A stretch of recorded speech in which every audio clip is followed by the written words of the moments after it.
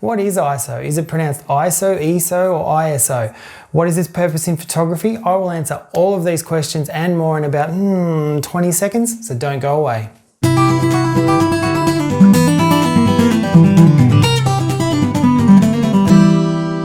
Hi, I'm Barry Callister, founder and creator of photographersfreedom.com, giving you the time, gear and skills to be the best photographer you can be. Welcome to my channel and thanks for checking out one of my videos.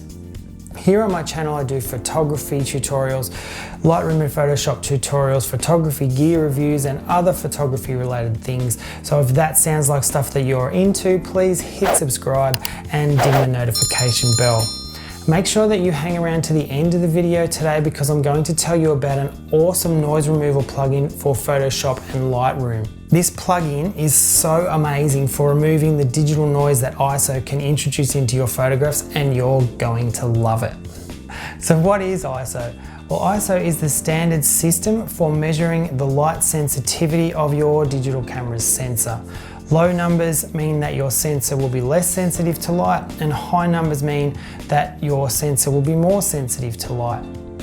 Now generally you use low ISO numbers in bright environments where there is a lot of light present in the scene, and you will use higher ISOs for darker environments where there is not a lot of light present. There are other things that determine which ISO that you use, and I'll talk about that in a minute.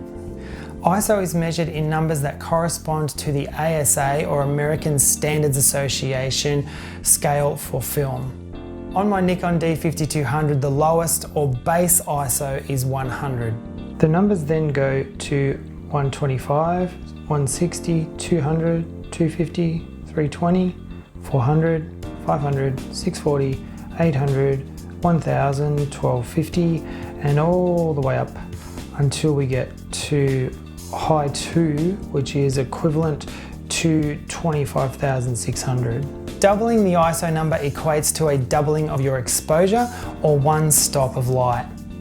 ISO works together with shutter speed and aperture to determine the exposure of your image, or how bright or dark your photo will be. Using high ISO numbers introduces what is called digital noise into your photos. Have a look at this photo here, taken with my Nikon D5200 at its highest ISO, which is equivalent to 25,600. More modern cameras have ISOs that go up to as high as 409,600 ISO. That's on the Sony a7S Mark II. An image taken at that ISO would not be much good though, as it would be incredibly noisy. Now you may assume that if using high ISOs introduces a lot of digital noise into the photo, that using your base ISO would create a noise-free photo, right? Well no, unfortunately it doesn't work like that. Using your base ISO, 100 for me with my Nikon D5200, will produce a fairly noise-free photo, but some noise will be present. The amount of noise you get will depend on the amount of light in the scene and how well you expose the image. So how do you know which ISO to use in what situation? Well, I wish there was an easy answer to that, but unfortunately there isn't.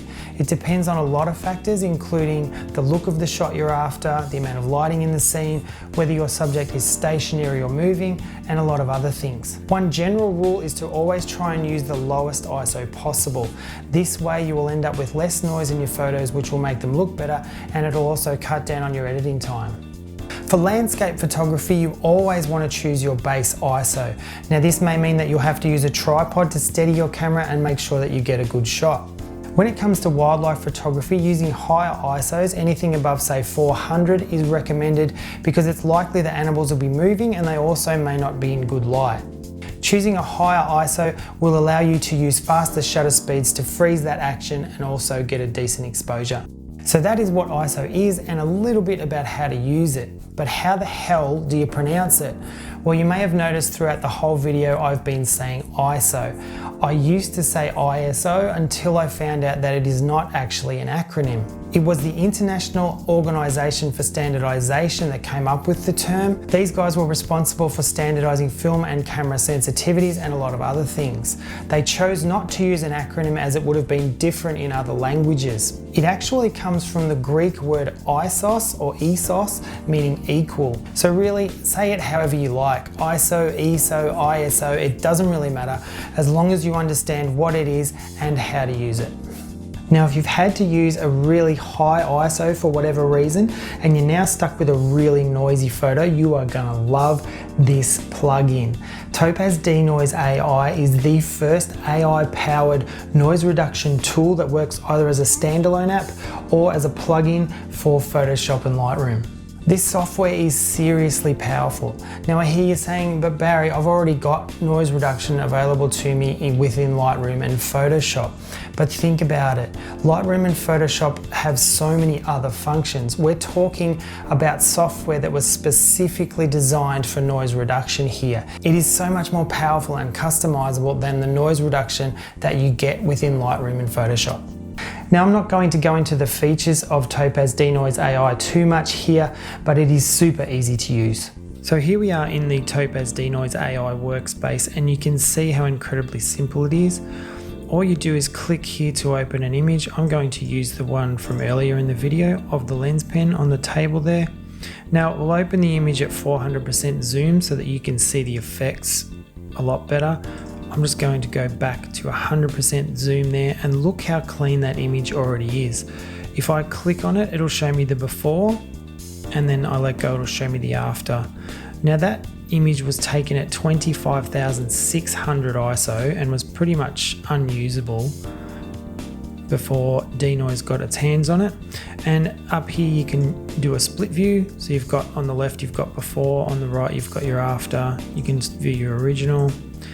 And the zoom, you have 3 zoom levels there, 100%, 200%, and 400%. And you can, if you wanted to remove a little bit more noise in it, you can just dial it up. And it really does an exceptional job. And you can also, you see you've got an enhanced sharpness slider here. You can make things look a little more sharper. You've got to be careful with that because it does look a little bit unnatural.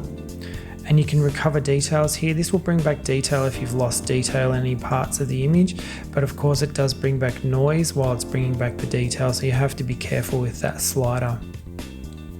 So it's really, really powerful, as I said, and just amazing. There's your before, there's your after. So if you want to check out Topaz Denoise AI for yourself, there's a link in the video description below. You get a free trial version, so you've really got nothing to lose. Be sure to check out the system requirements first, as the AI algorithms use an intense amount of calculations. There is a link to their system requirements page in the video description also. So I am Barry Callister for photographersfreedom.com. Thank you for watching this video. If you liked it, hit the like button. If you feel like subscribing, subscribe and ding the notification bell, and leave a comment if you're feeling chatty. Until next time, get out there, take some wicked shots, and I'll see you soon.